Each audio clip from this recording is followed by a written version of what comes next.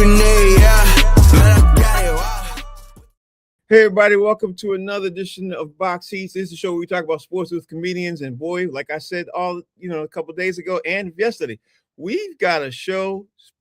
It's gonna be a show today. Let me bring in the first comedian, Mr. Howie Bell. Howie, how you doing, sir? How's everything? What's going on? What's up, Frank? How you doing, good brother, man? What's happening? I'm doing good. Can't wait to get into the show. Some stuff. Good, man. I'm out here, brother. I'm doing the show outside. I'm in the great state of Georgia right now. You know what I'm talking about? Looks beautiful. You in Atlanta? You in Atlanta? Yes, sir. Yeah, I'm jealous. Let me bring in comedian Damian Jones. Damian, how you doing, sir? Detroit basketball. We still in it, Frank. I don't know where you're at, but we never was out of it. Okay, we'll see. We still in this. We'll see. I don't know if they have a game tonight. I'm gonna check. We do. Okay, all right. Now we're gonna talk about that too. Mr. Mo, the comedian named Mo. Mo, what's up, man? How you doing, sir? Just chilling, man. You know, just sit back waiting for whatever next victory we got coming. and they coming. And filmmaker Jason Hayes in the building too. Jay, how you doing? Mo said, line them up. He don't even care who it is. Line them up, baby. We just waiting for them. It's all good, Howie. It's all good, fellas. Be safe in Georgia, Howie. Hey, stay in Wakanda. That's the only safe place it is. Well, you know, I got these sticks around me right now, so I don't know. Don't leave Wakanda. We got a show to talk about today, though, guys. I don't know if you all heard this, but this news flash came across when I was in the car going to pick up my wife, and it's interesting. I'm gonna first talk about how you're gonna be the first one up to talk about this. Let me make sure I get the banner right. Everything else, I guess I'll get Steve to find that out. The NFL ended minority offensive assistant mandate before 2025 season. That's the headline. The headline, basically, the story says the NFL ended a mandate that all 32 teams hire a minority coach as an offensive assistant ahead of the 2025 season, and not because of recent pressure from the Florida Attorney General, who on Wednesday issued an investigative subpoena to the league over its hiring practices.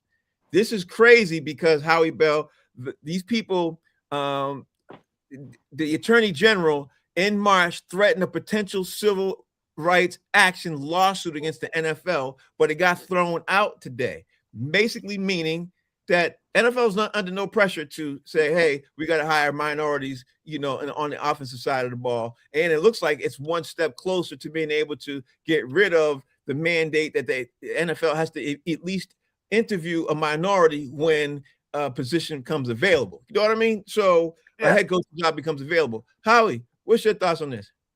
I'm not surprised. They eliminating voting districts or expanding them. They're taking away, certain positions in Congress and whatever.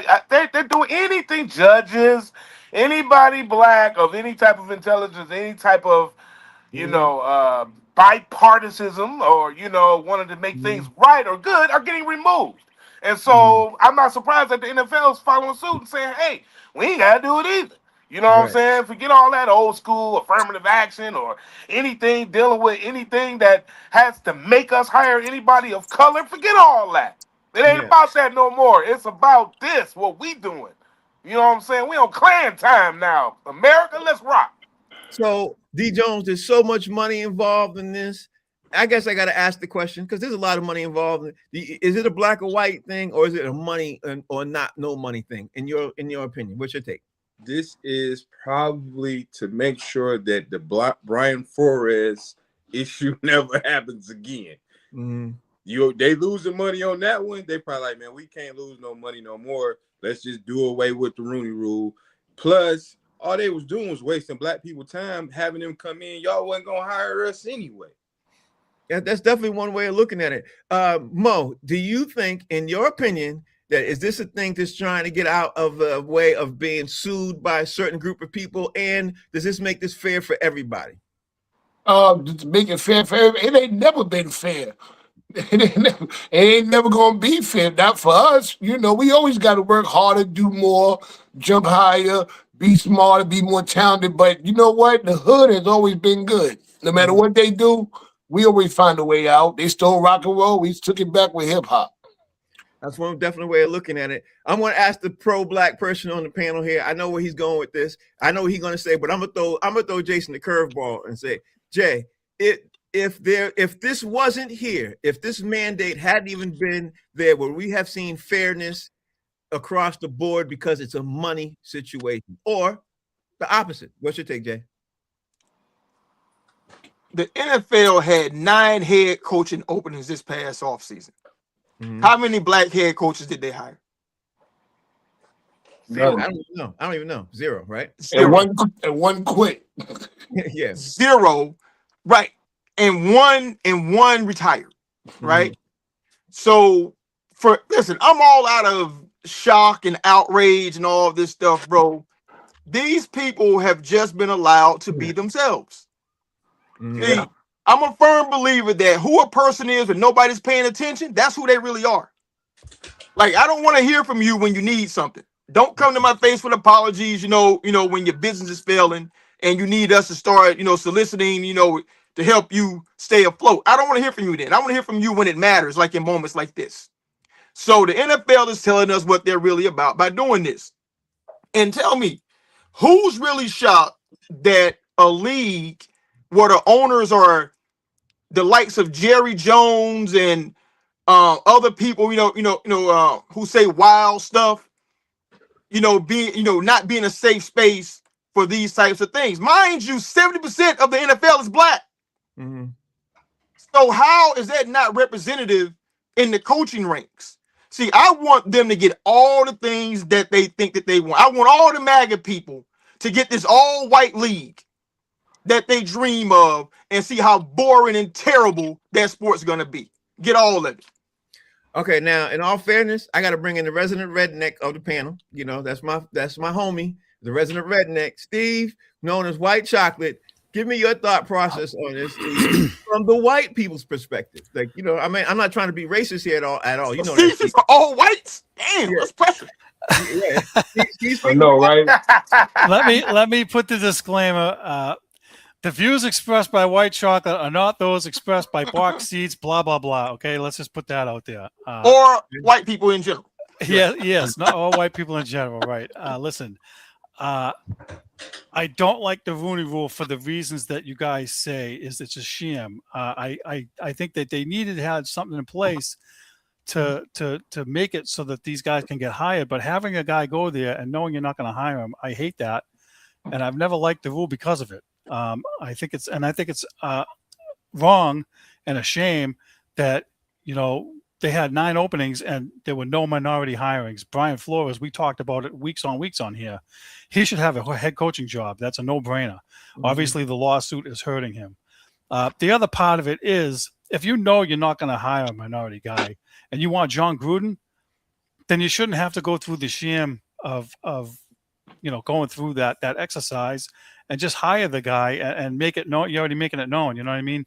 Mm-hmm. And workplaces do this too. Even though you have somebody in mind internally, they make you interview outside candidates on purpose so that there's no favoritism. So, and that's not a race issue. That's just a thing. But I have never liked the Rooney Rule. I do want them to put something in place that makes it so the interviews aren't shams. That's the issue. Have it legitimate, and have these guys get legitimate interviews instead of making them waste their time.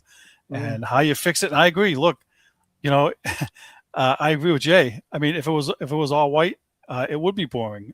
There's great athletes. We can go on down the line. Emmitt Smith, Barry Sanders, Jim Brown, on and on and on. You can, Randy Moss. You can name them all. Steve, but they should be eligible for coaching jobs. Who's the kid in Kansas City that got Eric him? He should have a head coaching job. We've talked about this. So yeah. I advocate for those guys getting those jobs. I just don't like the way that they go about it. All right, Steve, I'm going to take you out. I apologize. Timer on you in a second, Steve. All right, you're my dude, though. All right, Steve, I'm going to have to take you out now. We're going to jump back into the regular part of the show. Howie Bell, you're up. Man, let me see if I can put you. Okay, I don't know what's going on here. Let's do this back here. Howie, we got to jump back into the regular part of the show because I wanted to start out with this story, but, obviously that other story, superseded it. Daryl Morey was supposed to take the next step in his career to lead the Philadelphia 76ers to a championship. Instead, Daryl Morey basically got let go, and he got let go yesterday afternoon.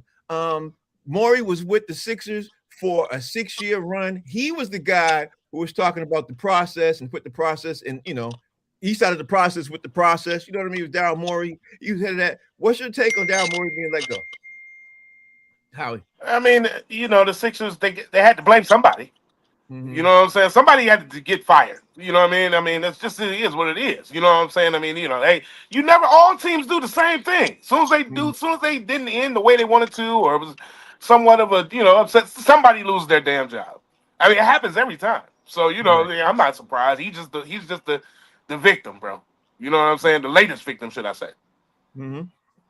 100%. I definitely agree with that. D. Jones, the thing that I wanted to bring up is the crazy part about this is I was thinking that, they were going to stick with Daryl Morey one more year and see if they're going to have a healthy Joel Embiid, because it's the healthiest he's been. And I think they were going to try to do a Paul George, but I think by letting go of Daryl Morey, they might be trying to, make some huge trades this offseason. What do you think about this, D. Jones? I don't think Embiid been healthy for the past 15 years. He has not. He ain't even been in the league for 15 years. The process, he was hurt in high school. You're right. Yeah, he probably was hurt in high school. He was just the tallest one. The process has not worked. It was time for him to go years ago. He made some terrible moves, some terrible trades, terrible draft picks. And it was just time, man. Hadn't been healthy, it would have worked. But just didn't work. Then you got Ben Simmons on your resume. Yeah, that's an interesting take. Mo, do you think Daryl Morey lost his job immediately because the Knicks swept him? No, that was coming no matter what. No matter how far they advanced, anything short of winning the chip, he was going to get fired anyway. Because D. Jones brings some good points. And don't forget, what I'm saying? He had what's the bid talking trash about how much he was a liar. Remember that public scandal? Oh, James Harden. Yeah, he's had bad decisions, public scandals, all kinds of stuff. I'm surprised he lasted this long. Yeah, that's a great point, which leads me to the point I want to make to Jay. Jay, do you think, forget about the James Harden trade, but the thing I think that hurt his job most recently is the trade he made and brought that kid, white chocolate, the guy's name up. He actually two players. One player's on San Antonio, he's doing, and the other player he let go to OKC is having the best 3-point shooter in the league right now, statistically. Right. I think those two player acquisitions, I think that's what made him got fired. But, I don't know. Where you at with this, Jay? You think that had a lot to do with it? So you say he was there for how many? You said 5 years? 6. He was there for 6. Okay. Well, he was there for 5 years too long. He never should have had a goddamn job in the first place, if you ask me, to be honest. Because the number one job of the GM is to what? Evaluate talent. Right. Clearly, he cannot evaluate talent. And the worst thing that can happen to you is if you just get lucky and you draft somebody that's actually pretty good, and then you trade that person someplace else, and then they bowl out at the other place when your team needs a player like the player you just had, that means you didn't evaluate talent properly. That means you probably hired the wrong coach. It's a lot of things that you are not doing correctly. So, hey, man, to me, he should have been gone. Honestly, I don't think he should have got the Philly job in the first place. I think after Houston, his career should have been over. I can't dispute that. Howie Bell, I'm keeping this thing moving, man, because there's some stories I want to really get to, see if we can squeeze them in today. And I got to talk about the NCAA is officially expanding the men's and women tournament from 72, I think it is. No, Steve, look up. It's 64 to 72 teams, 76 teams. So anyway, regardless, they're expanding it to 76 teams. Do you like that look, Howie Bell, or do you think it's a waste of time? Because I think it's all, about money. You know what I mean, Howie? I said this before. We talked about this. We touched on it. They're adding 12 more teams, man. Like, people barely watching them games on Tuesday and Wednesday on True TV and, all that daytime. I don't know what they're doing this for, other than money, other than just to try to get money and get whatever couch potatoes are left, that are going to watch this tournament from the very, very beginning. So I watch the tournament. I love March Madness. My best time in sports, of the year. But to add 12 more teams, it's I think that's going to kind of take some steam away from what people love about, the big dance. Now it's becoming the big ball or the big gala. It ain't even a dance. You know what I'm saying? Y'all turn it into something else. You know what I'm saying? Come on, man. They're like Trump's ballroom. You know what I'm saying? Like, I don't know. Right. Great point. Great point. D Jones, you think it has something to do with gambling? What? Well, it's got to do with money, more game, more money. But I think it's gonna be like play-ins. I think they're gonna just allow these people to be in like a extended play-in so they can kind of get to the big dance. As a former gambler, I don't gamble on college basketball. At least I'm smart enough to know not to do that. You retired this week. It's about money. Could be about gambling, but the more teams, the more places you can sell tickets. I can't even dispute that either, because I think it has a lot to do with money, but I also think it has to do about betting. So let me ask Mo. Mo, you think the major markets, you're a New York fan. Do you think it has a lot to do with, so they can play more, get more money because the major markets? It turns out that New York, LA, Chicago, and Atlanta, if I remember correctly, are the major teams that watch it heavily. They watch March Madness heavily. You think it has a lot to do with it? Especially New York? I mean, everything's going to tie back to gambling these days. I mean, that's just how it is. But it's all about the money too. I mean, listen, what some people want to get the whole loaf of bread, but some cats ain't mad at the crumbs that fall off either. For some of them schools, they wouldn't get that kind of money or exposure.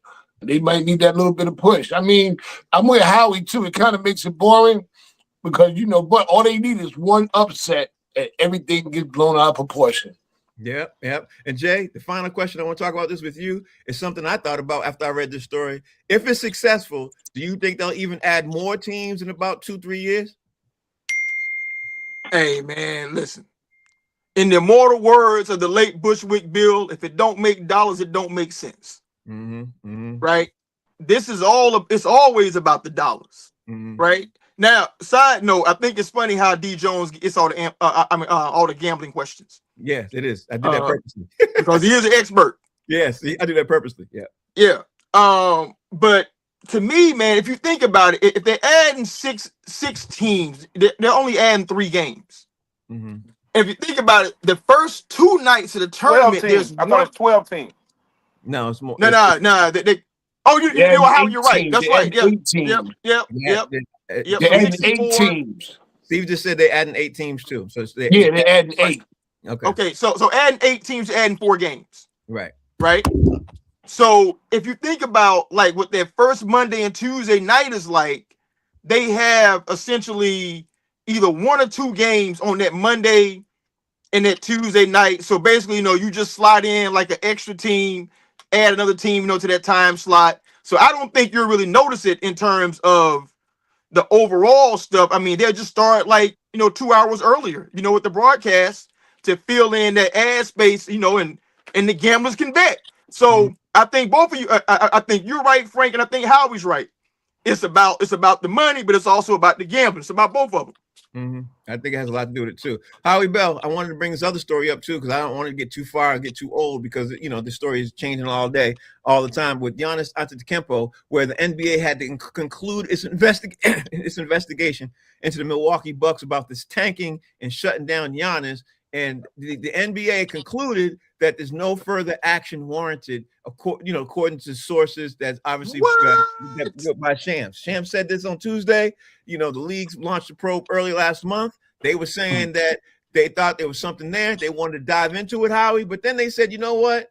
There's nothing to be found. Howie Bell, how do you feel about this? Because honestly, I don't think you had to look too hard to look like they were tanking to me. You know what I mean? Howie, what you think? This sports has turned into some real life mafioso type. You know what I'm saying? It's like whatever they feel like. You know what I'm saying? If they want to turn the other shoulder or turn the blind eye to it, they can. If they want to focus on something, they will. It's like there's no more rules, no more standard. Nothing. You know what I'm saying? It's like let's move on. Let's keep it moving. Nothing to see here. Nothing to see here. You know what I'm saying? Man, what is going on, y'all? I swear. Every day. I'm not. I mean, you say, Jay, you're not amazed no more. Every day something happens though. Something every day. You know what I'm saying? I'm getting numb too. But something every day happens. I'm like, oh my God, for real? You sitting up here tanking, and everybody knows you're tanking. Investigation over. Nothing to see here. All right, there we go. That's crazy because They're crazy. That's crazy, D Jones. Because at the end of the day, the NBA is under some kind of federal investigation right now because there are people right now who are pleading out, like Chauncey Billups. You know what I mean? There's a whole long list of guys like that who's already pleading out into this stuff. What's your thoughts on one side, the NBA concludes investigation into the Milwaukee Bucks and its owner shutting down Giannis, and on the flip side, you got players and coaches who are getting federally indicted for cheating, basically. What's your take, D Jones? Well, two things. It would look really bad if they find them guilty. It looks really bad on the league. But the second thing is, if I'm running the Milwaukee Bucks, I can easily say, hey, Giannis keep getting hurt. We're trying to protect him from himself because that's really, he is getting hurt. Secondly, I'm trying to protect my asset because if he get hurt, I can't trade him. We not tanking. We suck anyway. Mm-hmm. Well, that leads me to this. That leads me to this, Mo.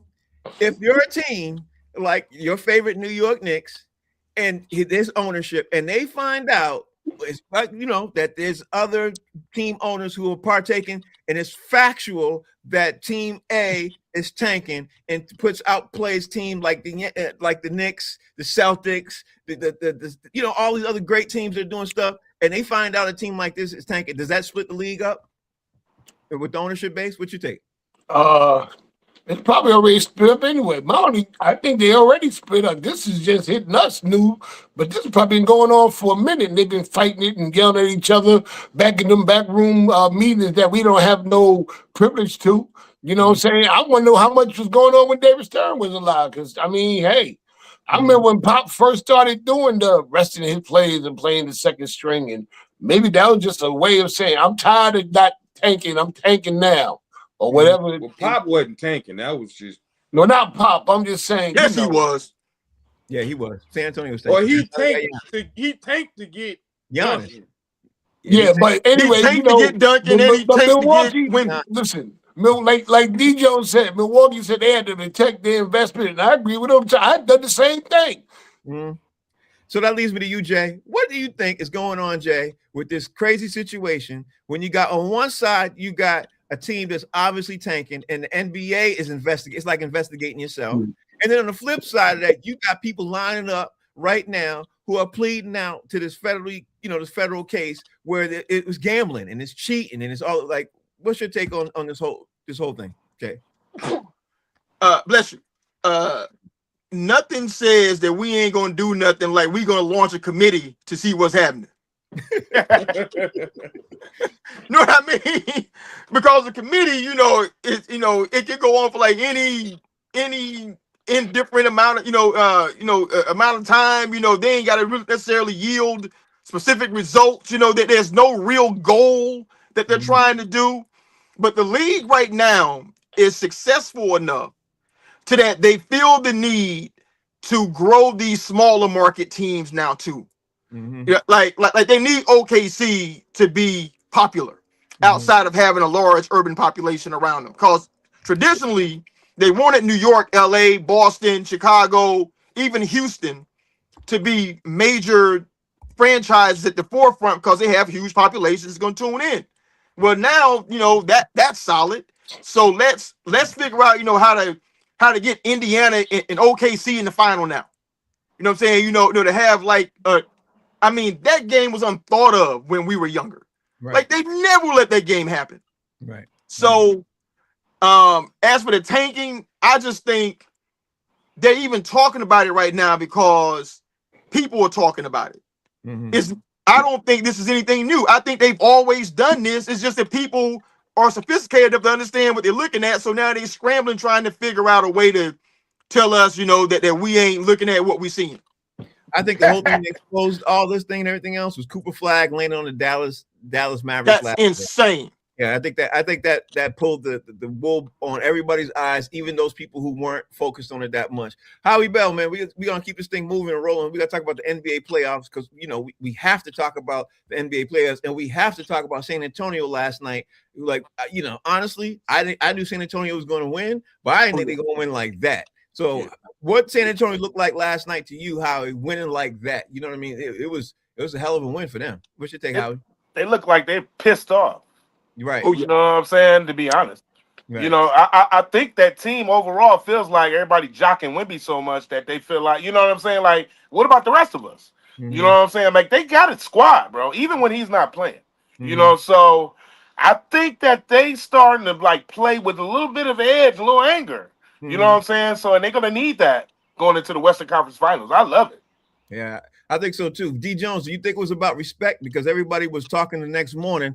I'm sure you all saw it too. And on the First Take and all the other things they were talking about, Minnesota has a great chance of beating the Spurs and all. I heard it all. I'm sure you did too. You think it had a lot to do with respect, D. Jones?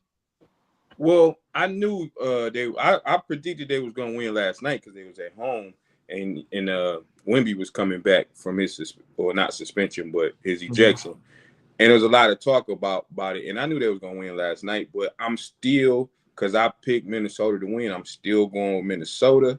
I think they'll play better at home, which most teams do play better at home because the role players, for some reason, like to show up at the crib. You could tell yesterday by the score, nobody showed up. Yeah, you did. And Mo, let me ask you. You did predict it as it's going. Do you think what's your prediction now moving forward now that San Antonio's up 3-2? Man, this next game is the done deal. They done the next game. Minnesota is done.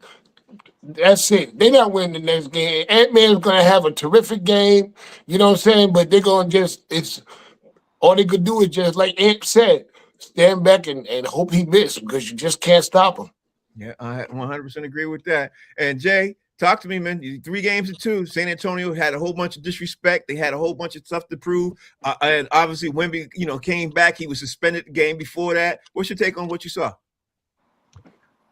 What I saw was that Victor Wembanyama is a stone cold dog. Mm-hmm. Like he came out there. He played with a controlled rage because he tired of them boys putting their hands on him. Yep.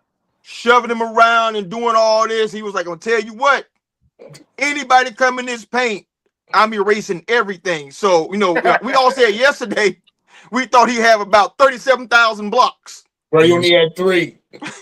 He only had 3, but you know why? Because they were finessing around that dude, man. They were shooting floaters from the 3-point line, trying to get that thing over him, man. Mm-hmm.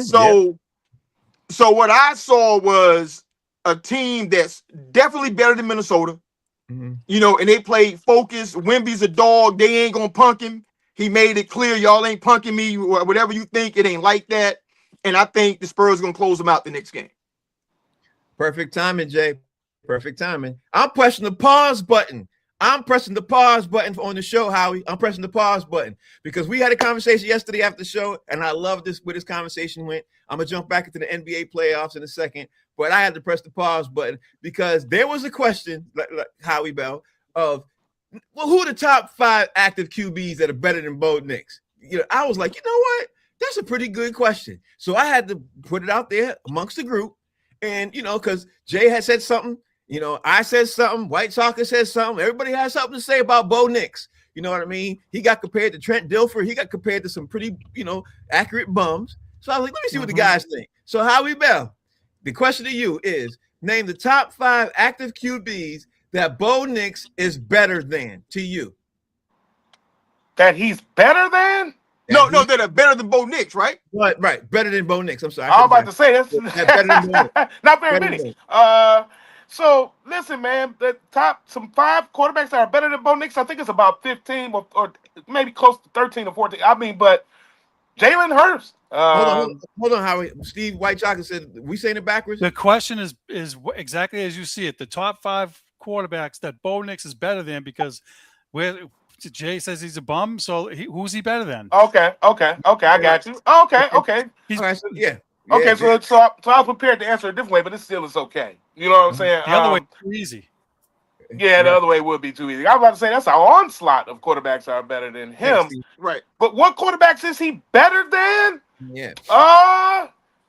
I would say he's better than the backup quarterback for about half the league. I don't know everybody's name that's a backup quarterback, so I'm sorry. But he's at least better than at least 16, 15 of them. Okay. Okay.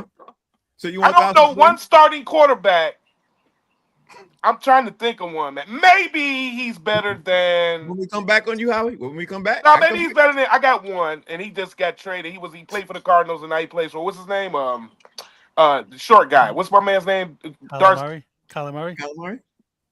Kyler Murray. Kyler Murray. Okay. He's better than Kyler Murray. Okay. Write this down. Write this down real quick. Howie did not say Aaron Rodgers, and he had the chance to. But Aaron Rodgers ain't active. Yeah, So that's the only reason why Aaron Rodgers' name was left off this list.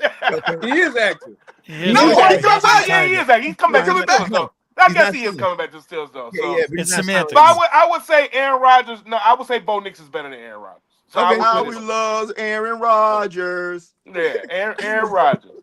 So the ball's now in, no pun intended, the ball's now in D. Jones' court. You know Pause. I'm gonna go Bryce Young. Uh-huh. I'm looking at a list. Jackson Dart. Really? I don't know. I don't know about Cam that one. Ward. So Bo Nix is better than Jackson Dart. I think so. Okay. Mm-hmm. Right now, we gotta see. Right now, today, yes. He's better than Cam Ward. Cam Ward was terrible last year. And I'm gonna have to go with what's the boy from Atlanta? Penix. Penix. He was terrible. You know what you just did, D. Jones? You gave me an idea for the next question. Is if two QBs switch teams, which QB would make the team better? Like you said, Jackson Dart and Bo Nix. If they switched, who would make which team better? Like if Jackson Didn't Denver and the Giants just played last season, and Denver was down 300 and came back in the fourth? Right, yeah, right. But is it because of the quarterback or is it because of the team? You know what I mean? That's why. I don't know, but I'm taking both. It was because of the coaching. It was because of the coaching. I think I watched that game. Yeah, I'm still taking him over Cam Ward, Jackson Dart, and who else did I just say? Whoever else I just said. Penix. Okay. All right. So let me ask you, Mo. You got 5 active QBs. Which of them is Bo Nix better than?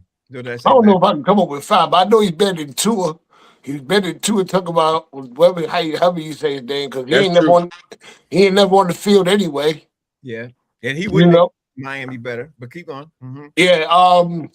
What's the boy from Houston? I might take him because the boy from Houston had all the turnovers in the playoffs. CJ Stroud. CJ Stroud.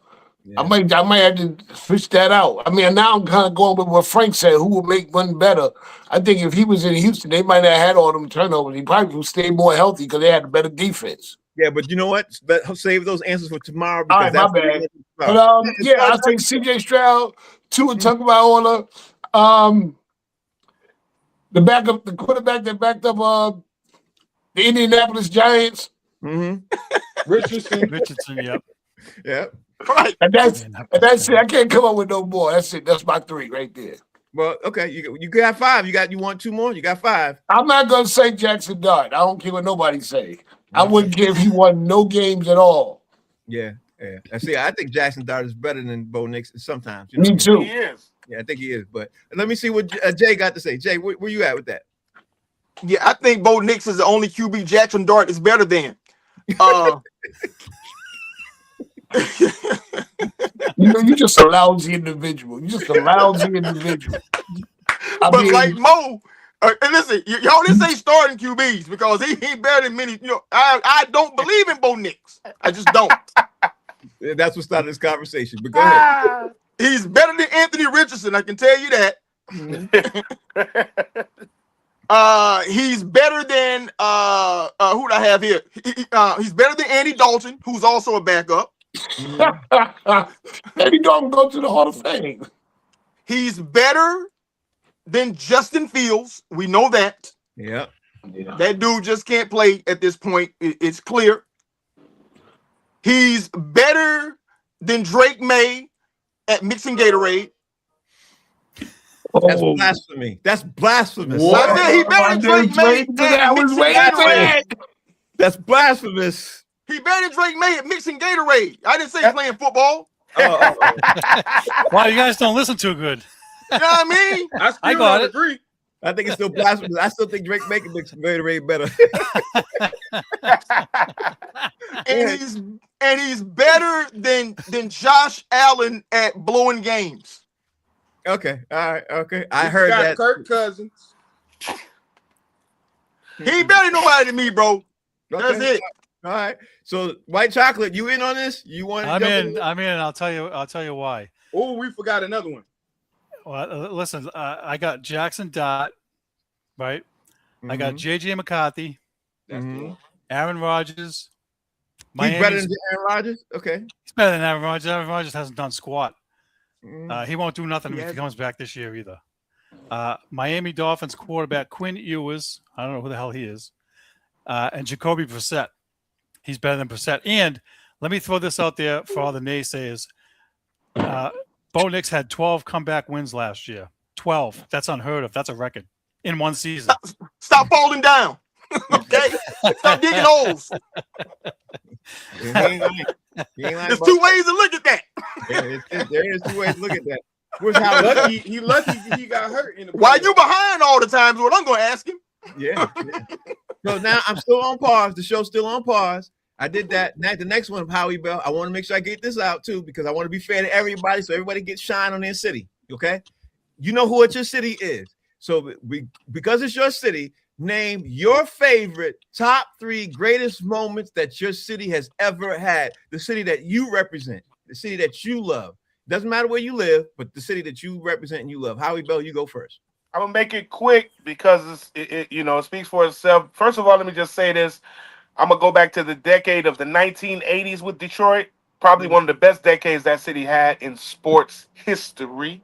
The Detroit Tigers won the World Series. Sparky Anderson, I think 84, Milk and 84, Kirk Gibson. 84, and that was the Bless You Boys year. You know what I'm saying? It was all over the city. That's all the billboards, and it was Bless You Boys, and they did that all year, and they actually won the World Series. That was a dynamic moment in Detroit. I remember that as a kid. It was incredible, only to be followed up with the Detroit Pistons and their run for many years, shutting down Michael Jordan. Had to be some of the most glorious moments in Detroit history. We're the only city that can say we actually stopped him. And he had to go through us. And like we had to go through Boston, same thing. But we can say, Jordan had to do that. So, but the Bad Boys went in back-to-back. They could have won 3, maybe 4, but, they did what they did. That was glorious. And then my last moment in sports Detroit history and its collective is because Detroit is Black City. We know that. And back then, everybody was on this man, and he was the man, and that's Tommy Hitman Hearns. And I'm going to tell you something, man. I remember my father and my uncles and them at that time was so, overly in love with this man. Everybody in the city did. He won, 4 or 5 different, I think he won 5 different belts in 4 different divisions, weight class divisions. He was the only one to beat Roberto Duran back then, knocked him out. He went toe-to-toe with Sugar Ray Leonard and Marvin Hagler. He lost. Second one with Ray Leonard, it was a tie. Everybody in Detroit thought it was, that was some BS. Thought he won the second rematch. But Tommy Hearns, Hitman Hearns, biggest moment in Detroit's history, especially for me growing up in Detroit. Okay, so D Jones, Howie stole probably a lot of your thunder, but I'm Well, sorry. can you go to Mo and let's switch up to Detroit? Okay. So Mo, he wants to go to Mo first. So go ahead, Mo. You got your greatest moments. First of all, what's on New York? And the way Howie did it, I didn't even think about boxing. We've had some boxing greats, but the top 3, I'm gonna say number 3, the 1986 Mets. Mm-hmm. When they beat the Red Sox. That was a moment New York wasn't supposed to happen, Bill Buckner. That it was a fluke thing. It was the Curse of the Bambino, and it was the Miracle Mets because that's what they were always known as, the Miracle Mets. Yep. Beautiful. I'm gonna put 2 as 1. It'd be the Giants and the Patriots. Mm-hmm. Both times we weren't supposed to win them. You know, nobody. We wasn't supposed. The first one definitely were the only people that picked the New York Giants with New York Giant fans and dudes who played football with each other on that team. And a lot of people in New York didn't even want to pick them. I rolled with them though. Okay, so that's 2. You got one more. One more, my last one, and I probably should have made this one number 2 and the Giants number 1. I'm gonna say 1994 when the New York Rangers won the Stanley Cup. Because it had been a long time, and that was the one year we had 2 teams in the final. It was the Knicks with the Rockets and the Rangers in the Stanley Cup. Because I think they were the Knicks back then, what we are now, trying to win one. Okay, so D Jones, you want your turn now? Yeah. Because it's so many. Detroit has a rich history. How we hit them, some of them, Tommy Hearns. I was thinking about Miguel Cabrera winning Triple Crown. I was thinking about Barry winning the Russian record. But I had to go for me in my lifetime. And we also had the Red Wings, the Detroit Shock, win 3 championships. But I'm going to go all championships here. 04 Pistons. Nobody picked us to beat Kobe and Shaq in their prime. And it was a gentleman's sweep. We whooped they behinds. Okay. Yes, sir. 1988 and 89, we went back to back. I'm sorry, 89 and 90. We went back to back. We went to the finals 3 times straight. Went back to back victories. But when I was 9 years old and we swept the Lakers, my mama took me outside. People had brooms, and I never forget just walking up the streets of Detroit with people with brooms because we swept them. And I'm gonna have to go my favorite football team of all time. They won 4 championships in 5 years, 88, 89, 90, and 91. That's the Detroit Drive. Arena football.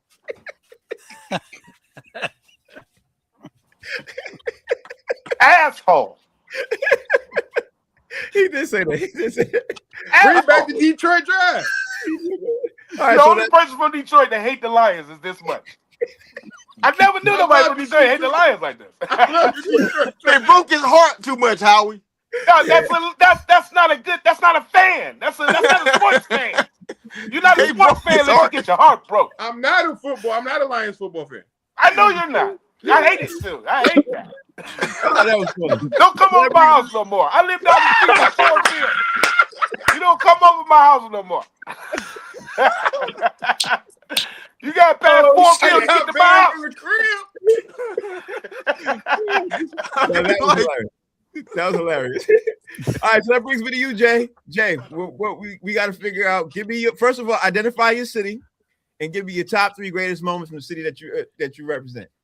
My city is Duval City, Florida, better known as Jacksonville. Mm-hmm. And we haven't been like a pro sports town, except like the past 30 years. We didn't have professional sports until the Jaguars, which is number 3 for me. Like 1994. We got awarded that team, man. That was the biggest thing for the city ever.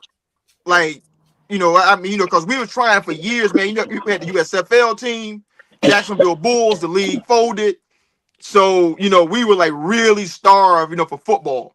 Number 2 for me, 1970 JU Dolphins artist, the A-Train Gilmore, made it to the national championship and they lost to UCLA in the championship game. That was huge for us. Honorable mention, D. Brown of Duval County winning the dunk contest. Unfortunately, he was wearing a Celtic uniform, so that's why I don't talk about it much. That hate through and through, boy. You know what I mean? He was one of the coolest Celtics, though. I like No him. question. You know why? Because he's from Duval, Florida. That's why. Uh-huh. And number 1, Luscious Lisa winning the Skin to Win contest at the Big Apple back in 1993. She took the top pot. Hey, yo, whenever they had the Skin to Win contest, they would play the bass line, to Friends, by Houdini. Boom, boom, Yeah. boom, boom, boom, boom. And then they started saying, bring out Bring out and they come out there, boy, and they out there trying to get that pot, baby. Luscious Lisa, man. 1990 trait. She got Okay. to be Legendary. 65 right now. Yeah, and everything's drooping, but that's a different conversation. Steve, Hey. give me your top 3 greatest moments from the city that you love and the city you represent. All right, so listen, even though I live in Rhode Island, born and bred Bostonian, born and bred Masshole, so you know I like all the Boston teams. My number one is 2004 ALCS when the Red Sox came back on 3-0 down against the Yankees. Historic comeback. I wrote them off like everybody else. I was going to put the World Series, but that would be too easy, and I think that this comeback was overshadowed that. My number 2 is the Red Sox hosting the 1999 All-Star Game when Pedro struck out first of the five of the first 6 batters. And when Ted Williams came out to the mound, all the players came out to greet him and shake hands with him and talk to him. That's a historic moment. And has to be my third one has to be the Patriots winning their first Super Bowl. After all the losing and futility that we suffered around here, seeing them win the Super Bowl when they beat the Rams as a 14-point underdog. That's my number one. And I was going to do a hockey one, but with the guy flying through the air, it's historic and it's too easy, so I didn't need to go there. All right, so Especially after what the Bears did to y'all in '85. Y'all deserve Super Bowl. We suffered enough. We're good. Yeah, man. That was a spanking. That was embarrassing. Bears. Oh my God. All right, Howie, let's take the finger off the pause button, jump back into the show, jump back into the NBA playoffs because we got to talk about the Cavs are playing the Pistons tonight. Howie, you know what's on the line. You know what's on the line, bro. Talk to me about what your thoughts about the Cavs playing the Pistons tonight. Talking about sports history in the city of Detroit, I ain't gonna lie, this has been the most nervous I've been in any type of Detroit playoff in a long time. I gotta keep it real. I'm nervous. You know what I'm saying? The way Mitchell played, man, that dude played lights out the last couple games. If he keeps doing that, we're not gonna win. I'm telling you. Because we can't stop him. You know what I'm saying? And we don't have enough offense to combat that. See, that's the thing. We can make good defensive stops. We're a really good defensive team, but if we can't come down and take advantage of the turnovers, we're going to lose, man, if they shooting lights out like that. And if the beard keep reaching back into his bag of tricks, we're going to lose, man. So I think we're at home. We haven't lost at home. We're going to win tonight. I'm very worried about the series, though, these remaining 3 games. So that leads me to D. Jones. D. Jones, this is game 5 tonight. The statistics say a lot of times the winner of game 5 usually goes on to win the series. You concerned about the Cavs and the Pistons tonight? Can I first hear what the other 2 haters have to say? Okay, you can. Let me get who the other 2 haters you I don't hate Detroit. Mo and Jay. I would like to hear what those I'm not a hater. I'm not a hater, but I will say this. If Mobley and Jarrett have them games like they was having at home, Detroit got a hard time because they can plug up that middle, And I mean, in spite of, I think they doing great, but I ain't got that kind of confidence in them. You know what I'm saying? Because they always show up and then disappear all of a sudden. So, but I mean, I want to see Detroit in the playoffs. I ain't no hater. I want y'all to win. That's what I want to hear, Mo. I want y'all to win. Yeah, let me see what Jay. What's your thoughts on game 5 tonight? The Cavs and Pistons. Who you got? First off, I'm not a hater, but I play one at work. Okay. I think Howie said it, man. This is a tough matchup because of the pressure that Donovan Mitchell puts on their defense. And because of the pressure he's putting on them, everybody's keying on him. James Harden can relax because he ain't got to carry the burden, which we know he can't do. Mm-hmm. So as long as Don taking the lead, Harden can actually kind of relax, and actually play solid basketball because the pressure ain't got to get to him. Mm-hmm. But I think the Pistons are going to win at home tonight because they're at home. Cleveland hasn't won a road game all playoffs. I don't think it's going to change tonight.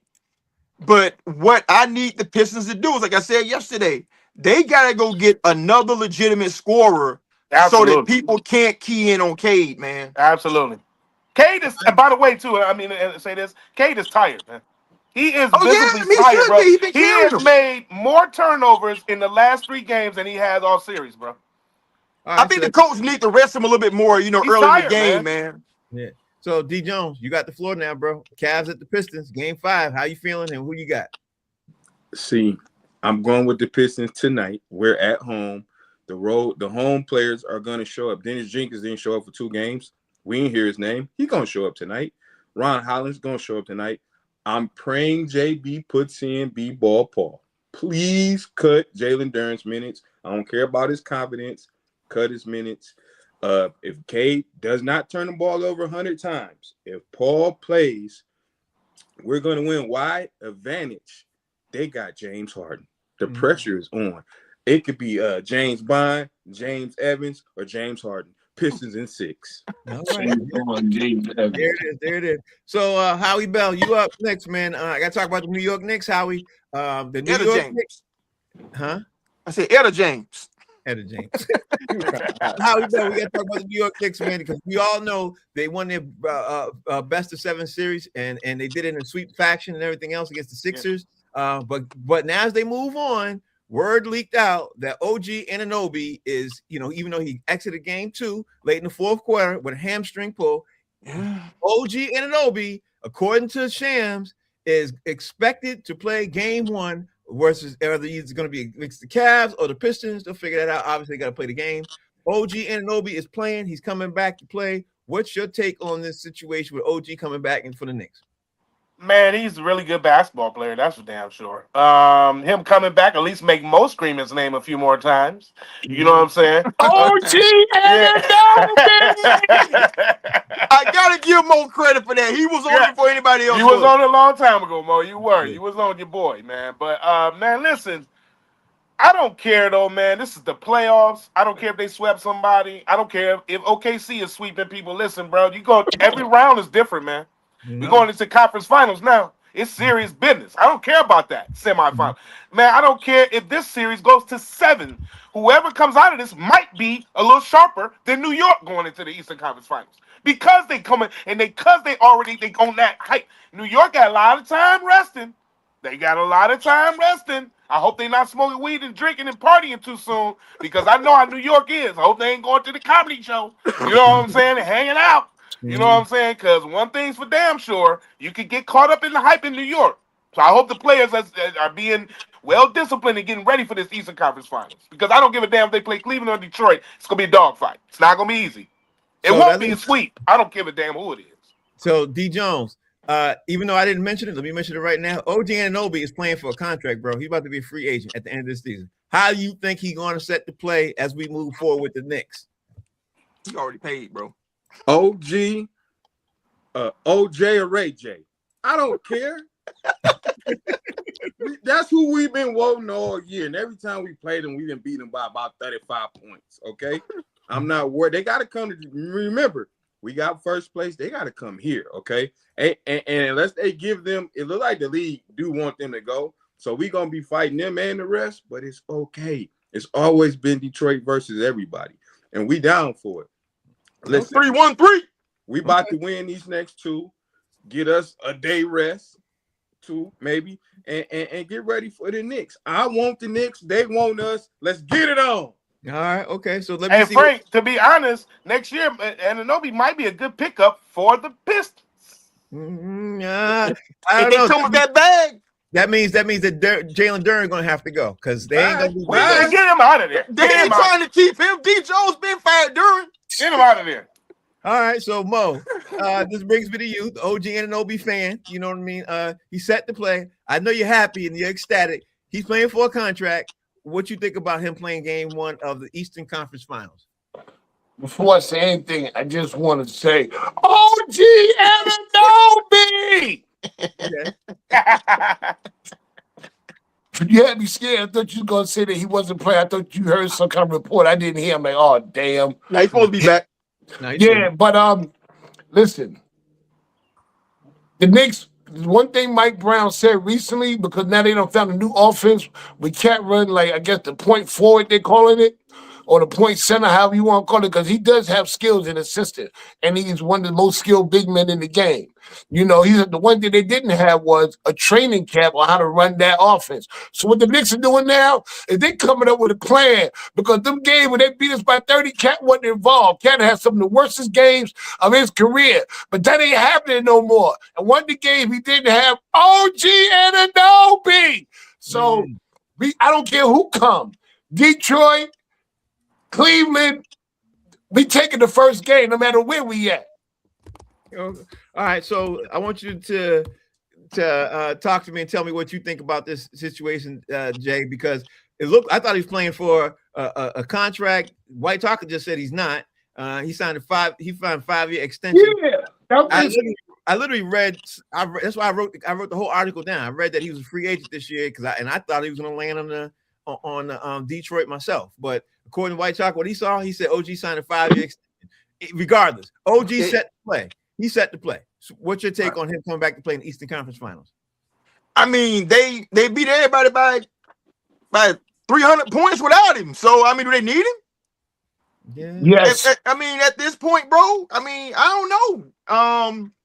But listen, I'll say this: the Knicks front office is looking like they finally figured it out, or the ownership figured out the front office. Let me say that because they made 2 consequential moves that are paying huge dividends right now. One was firing Tibbs. And I remember last year, me and Mo were the only ones saying that Tibbs had to go after that. Yeah, I thought that was you know wrong. what I'm saying? Yeah. We know this city, bro. This city ain't going to tolerate that. Not losing in the Garden like that.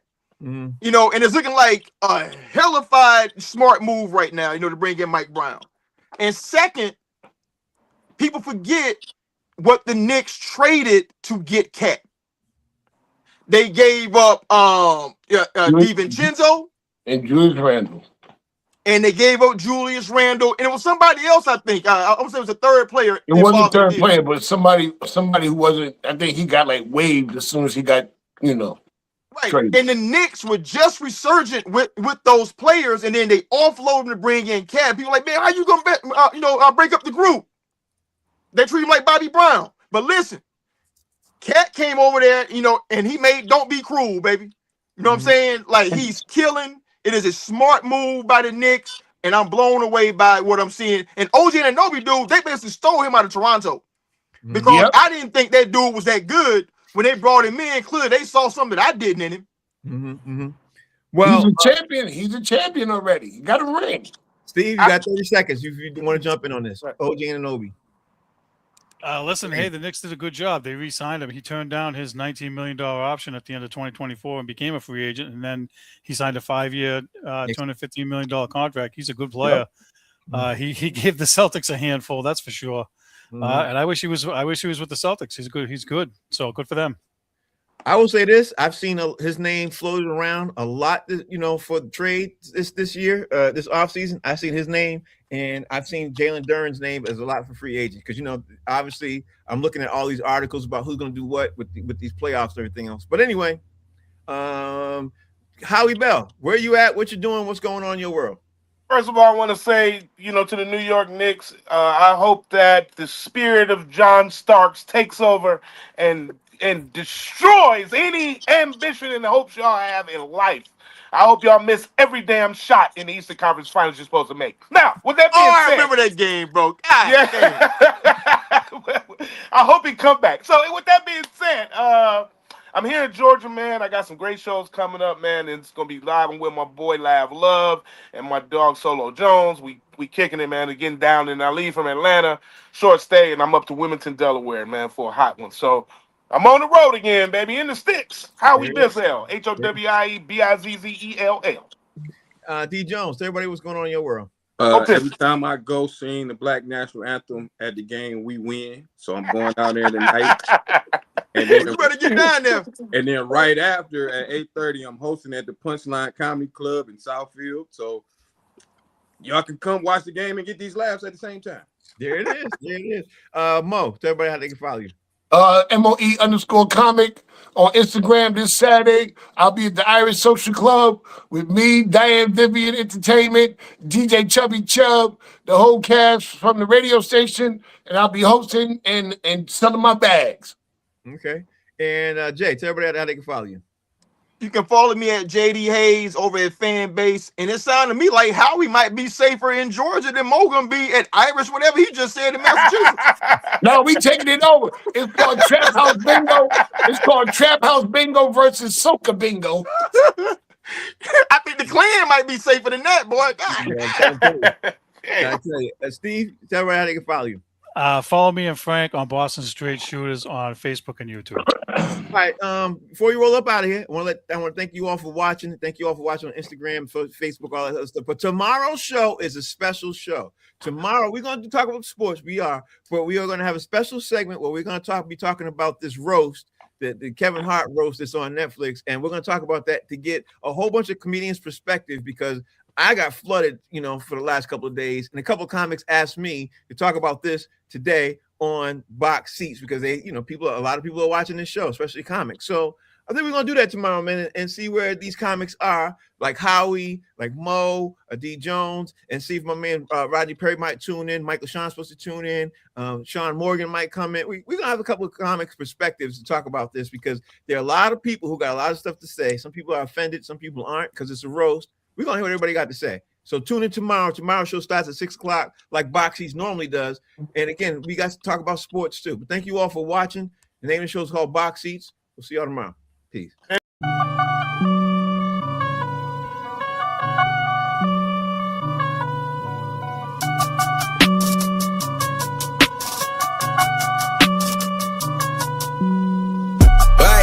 what you need, yeah.